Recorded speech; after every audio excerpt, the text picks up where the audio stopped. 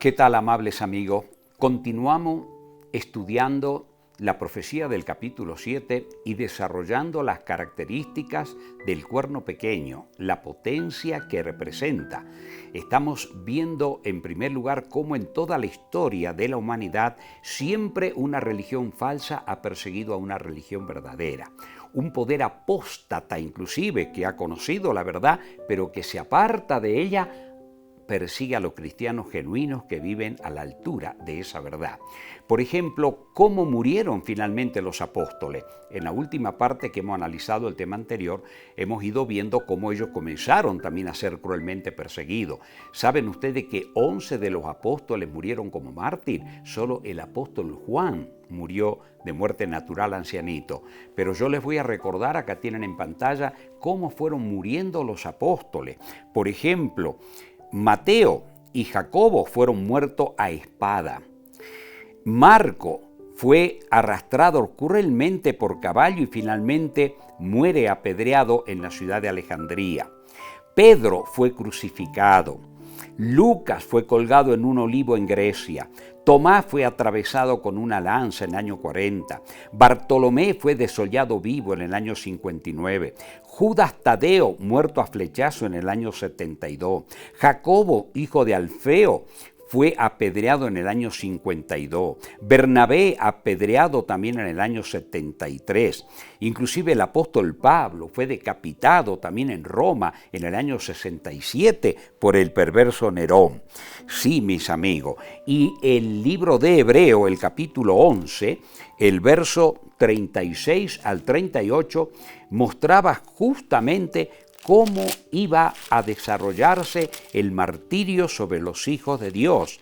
Mateo, el capítulo 11, dice allí desde el versículo 33 que por fe conquistaron reino, hicieron justicia, alcanzaron promesa, taparon boca de leones, apagaron fuego impetuoso, evitaron filo de espada, sacaron fuerzas de debilidad, se hicieron fuerte en batalla, pusieron en fuga ejército extranjero.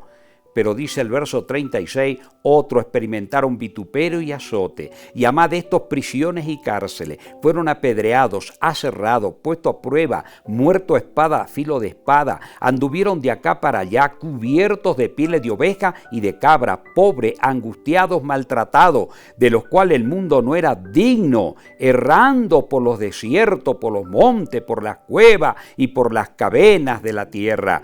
Y todo esto, aunque alcanzaron buen testimonio mediante la fe, no recibieron lo prometido, proveyendo Dios alguna cosa mejor para nosotros, para que no fuesen ellos perfeccionados aparte de nosotros. Es decir, todos descansan y duermen hasta el día que Jesús vuelva para recibir la gloriosa resurrección, pero sufrieron por causa de Cristo. Sé fiel hasta la muerte, dice la Biblia, y yo te daré la corona de la vida, porque Dios sabe que en esta tierra Satanás, que impera y que engaña al mundo entero, maneja los poderes que puede poner bajo su control para perseguir y obstaculizar la obra de Dios representada a través de la obra que sus hijos tienen que hacer en esta tierra. Ahora miren, el apóstol San Pablo explica qué iba a pasar después de la muerte de los apóstoles, cómo se iba a comenzar a producir la gran apostasía religiosa dentro de la misma fe cristiana, cómo ésta se iba a corromper. ¿Qué dice el apóstol? En el capítulo 20 de Hechos de los Apóstoles, él tiene un concilio con los obispos de la iglesia. Después de los apóstoles, los obispos eran los que controlaban y dirigían las iglesias. O presbítero o anciano significa esa misma palabra. Dice allí el capítulo 20, por tanto, dice Pablo después de instruirlo, desde el verso 26, yo os protesto en el día de hoy que estoy limpio de la sangre de todos vosotros, porque no he rehuido anunciaros todo el consejo de Dios. Por tanto, mirad por vosotros y por todo el rebaño, en que el Espíritu Santo os ha puesto por obispo para apacentar la iglesia del Señor, la cual él ganó por su propia sangre.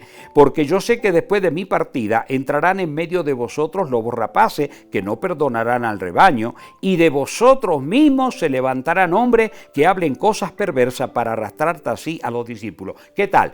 Pablo le dice, después de la muerte nuestra, o sea, después de la muerte apostólica, ya a comenzar el siglo segundo, tercero, cuarto de la era cristiana, se levantarán lobos rapaces que no perdonarán, y de vosotros, de los obispos. Mis amigos queridos, para saber cuáles son esos obispos que se opusieron y se levantaron contra la voluntad de Dios, yo tengo que saber cómo eran los obispos en la Iglesia Apostólica primitiva, para comparar si los obispos ahora del nombrado sistema católico romano cumplen los mismos requisitos. El apóstol Pablo, al escribirle a Timoteo, en el capítulo 3 de la primera epístola, dice así: palabra fiel, si alguno anhela obispado, buena obra desea, pero es necesario que el obispo sea irreprensible, marido de una sola mujer, casado, sobrio, prudente, decoroso, hospedador, apto para enseñar, y dice, no dado al vino, no pendenciero, no codicioso de ganancias deshonestas, sino amable, apacible, no avaro, que gobierne bien su casa y que tenga en sujeción con toda honradez a sus hijos, pues el que no sabe gobernar su propia casa, ¿cómo cuidará de la iglesia de Dios? ¿Qué tal? ¿Cómo tenían que ser los obispos casados? ¿De dónde viene la ley del celibato? Bueno, poco a poco vamos a ir viendo en qué consiste este poder del cuerno pequeño, que se iba a oponer a la verdad y tantas cosas tremendas que tenía que hacer. Por ejemplo, ¿cómo comienza la Iglesia Apostólica primitiva? ¿Cuáles eran las características que reunía la Iglesia Apostólica? El Señor Jesucristo, al instruir a los apóstoles, fíjense en el capítulo 23 del Evangelio de San Mateo, las instrucciones que el Señor Jesucristo les da.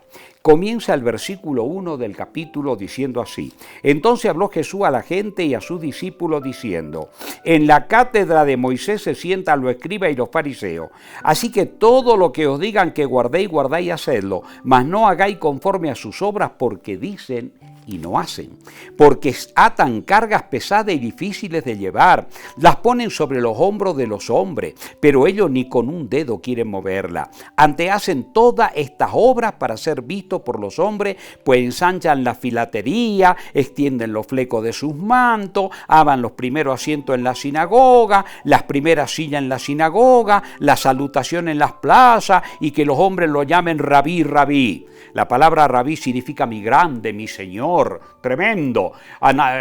Filatería, se ataban textos bíblicos en su cuerpo, los flecos, los adornos exteriores. Así comenzaron los sacerdotes hebreos a corromperse. Entonces Jesús ahora miren la instrucción que le da a los apóstoles. Le dice, pero vosotros no querráis que os llamen rabí. O sea, mi Señor, mi grande, no Señor, porque uno es vuestro Maestro, el Cristo, y todos vosotros sois hermanos, en pie de igualdad. Acá estaba Pedro también presente. No le dice, Pedro es mayor que ustedes, por favor. Está mostrándole a los apóstoles la igualdad que hay entre ellos.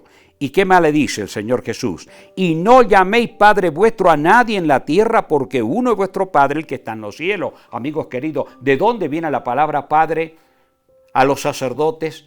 ¿De dónde viene la palabra esa? Si la Biblia es bien clara, no llaméis Padre vuestro a nadie en la tierra, en el contexto espiritual, por supuesto, porque en el contexto social, humano, tenemos a papá y a mamá en la tierra, pero en el contexto espiritual, no llaméis Padre vuestro a nadie. Así que ustedes vayan tomando cabo cómo es que se fue corrompiendo la fe.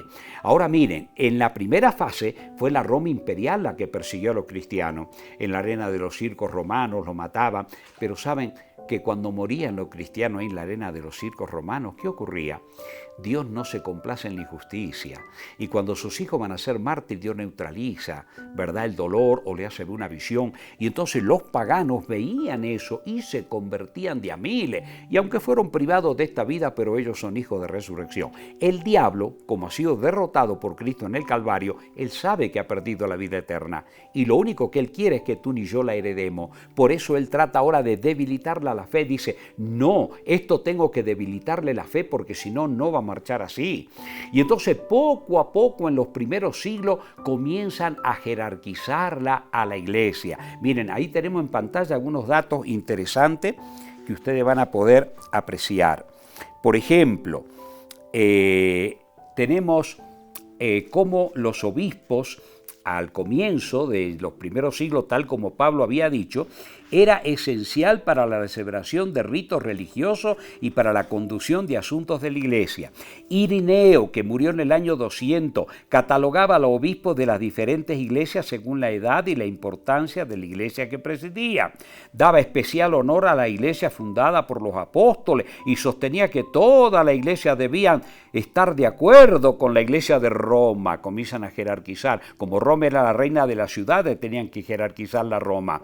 Tertuliano, año 258, es considerado como el fundador de la jerarquía católica romana. Defendía la teoría de que solo hay una iglesia verdadera y fuera de ella no hay acceso a la salvación. Adelantó la idea de que Pedro había fundado la iglesia en Roma y que por lo tanto el obispo de la iglesia de Roma debía ser ensalzado por encima del otro obispo y que sus opiniones y decisiones debían prevalecer siempre.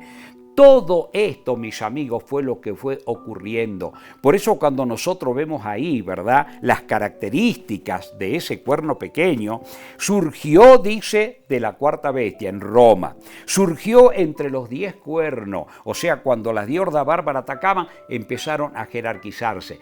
Porque como Roma era la reina de las ciudades, comienzan al obispo de Roma a exaltarlo. Pero ¿cómo ocurrió eso? Hasta el 313 de nuestra era hubo persecución. Los 10 emperadores, desde aquel emperador que lo llevó a Juan a la isla de Patmos, emperador Domiciano, hasta esta época de la historia, ¿verdad?, hubo persecuciones terribles. Inclusive hubo 10 tipos de persecuciones y eran 10 los emperadores, tremendo. Y saben, en el año 313 Constantino el Grande lanza el edicto de Milán, o sea, no se persiga más a los cristianos, ya no deben ser perseguidos. Y entonces de ahí comienza, como Roma era la reina de las ciudades, comienzan a jerarquizarlo al obispo de Roma. Y poco a poco vamos a ir viendo todos los cambios que se fueron produciendo. En el año 321, Constantino lanza un edicto, ¿verdad?, que se debe honrar a Dios en el venerable día del sol. ¿Por qué razón? Porque el día del sol, que es el primer día de la semana, que luego la Iglesia Católica le puso domingo, ya Roma le había puesto nombre de los astros a todos los días. Lunes de luna, martes de Marte, miércoles de Mercurio, jueves de Júpiter, viernes de... así. Pero, ¿qué ocurre? El día domingo, también le puso la iglesia, Dominicus, día del Señor, porque como Jesús resucitó ese día, ellos comienzan a hacer concesión con los paganos.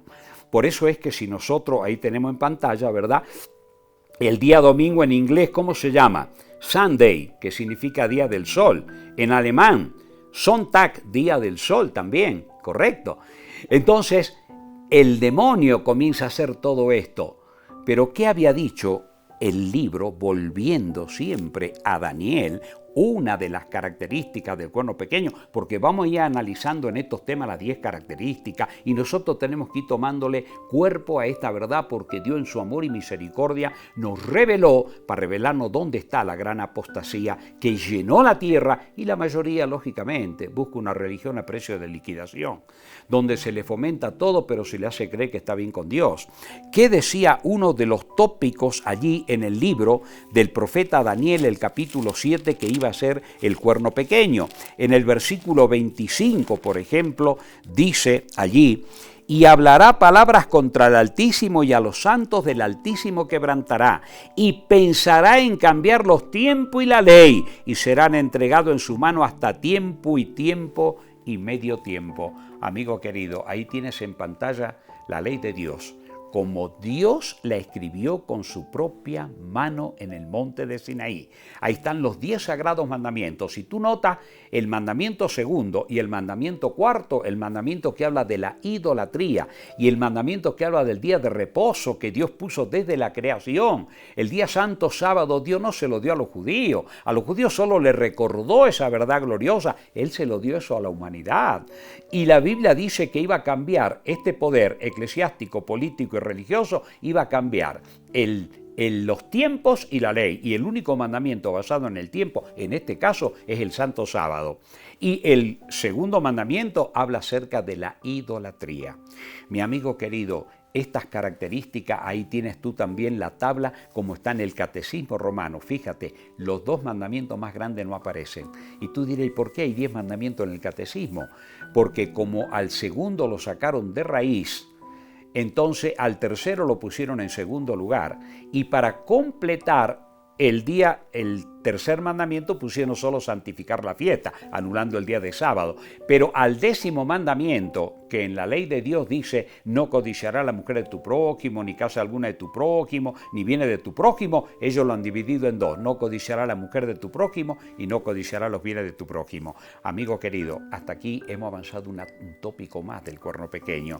Es muy amplio para ver todo esto. Hay que basarse en los conceptos históricos. Y en el próximo tema vamos a ver el desarrollo de todo el otro identikit para ver cómo ellos levantaron palabra contra Dios, persiguieron a los hijos de Dios. Es el sistema que en el nombre de Dios ha matado más gente que todas las guerras juntas. Con la espada del verdugo, el cadarzo, la hoguera, la Inquisición, toda persona medianamente instruida en historia sabe que esto es tremendo. Vamos a ver inclusive el tiempo que iba a operar este poder. Vamos a ver los 1260 años que iba a operar, la Biblia lo decía con claridad meridiana, hasta el año 1798 cuando cayó, cuando se levantó la Revolución Francesa y don Napoleón Bonaparte mandó al general Berthier, tomó preso al Papa Pío allí y lo llevó a la ciudad del Finato en Francia, donde murió y le confiscó las tierras del Vaticano. Todo eso vamos a ver en el próximo tema. Que Dios te bendiga, mi amigo, y te prepares y te alistes, porque dentro del sistema, por favor, hay gente muy buena. Hay también sacerdotes íntegros y monjitas íntegros, y sobre todo los fieles de la iglesia. Hay mucha gente muy sincera que aman a Dios de corazón porque es lo único que saben, pero a medida que van comprendiendo que se apartó del original bíblico, de la iglesia apostólica primitiva, del ideal de la misma, y aún más, mis amigos, aún más. Se está preparando un nuevo orden mundial para decirle a la gente que el mundo se va a arreglar por la buena voluntad de los hombres. O sea, ¿qué dice la Biblia? Que Jesús vuelve en gloria y majestad y este mundo tiene que terminar y el reino de los hombres tiene que terminarse porque Dios quiere instaurar ya nuevamente el reino eterno de Él en esta tierra, restaurarlo al Edén primitivo. Así que, mis amigos, tienes que comprender bien realmente cómo Dios te revelaba las características de esta potencia a través del cuerno pequeño. Que Dios te bendiga, mi deseo y mi oración. Amén.